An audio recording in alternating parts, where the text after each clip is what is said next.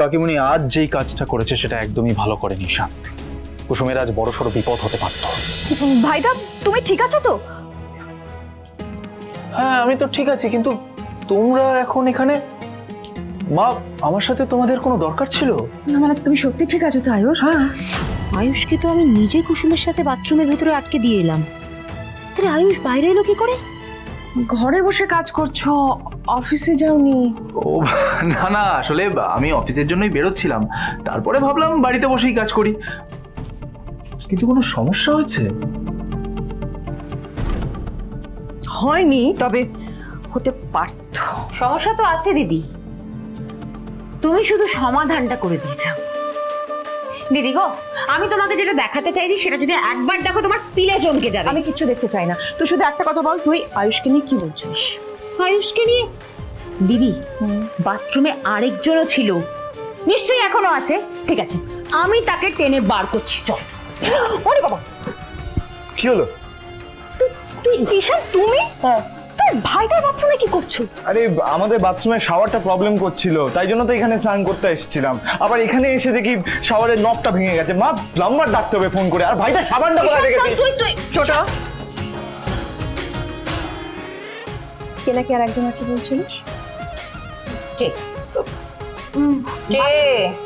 টিকটিকি দিদি, এত বড় টিকটিকি, এত বড় দেখে আমি ভয় পেয়ে গেছি। ভাবলাম যদি এরা আয়ুষকে কামড়ে দেয়, সেই জন্য তোমাকে ডাকতে গেলাম। মানে তুই টিকটিকি দেখে আমাকে ওভাবে ডাকলি? আর আমি পরে কি মরি করে ছুটতে ছুটতে এলাম, আর টিকটিকি আয়ুষকে কামড়ে দেবে? ছোট, তোর তোর বুদ্ধিগুলো কোথায় থাকে রে? ডিসকাস্টিং।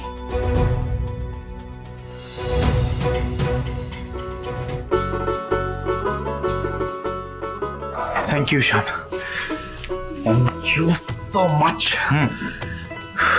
আর যদি তুই না থাকতিস তাহলে যে কি হতো। শেষ মুহূর্তে এসে তুই আমাদেরকে বাঁচিয়ে দিলি। হ্যালো ঈশান, শুনতে পাচ্ছিস? তুই এই মুহূর্তে আমার ঘরে আয়, আমার ঘরের বাথরুমের দরজা বাইরে থেকে লক করা রয়েছে। তুই এসে ইমিডিয়েটলি ওটা খোল। হ্যাঁ, তাড়াতাড়ি আয়। কুসুম, আমি ঈশানকে ফোন করেছি, ভয়ের কিচ্ছু নেই, ও এসে দরজা খুলে দেবে। আর দরজা খোলার পর তুমি কিন্তু সোজা তোমার বাড়িতে যাবে, ওকে? চিন্তা করো না।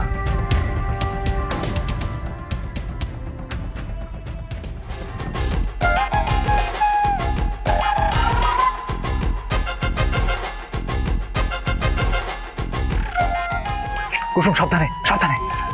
বাবা, গম্ভীর ব্যাপার স্যাপার, কি রোম্যান্স! তুই তো ফাটিয়ে দিচ্ছিস। I am proud of you. হাতেনি ভেঙেছে, ওই যে দেখ শাওয়ারের নব।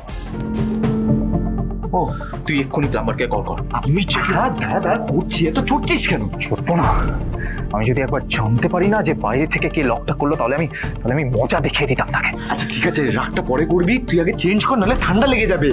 উফ, যা।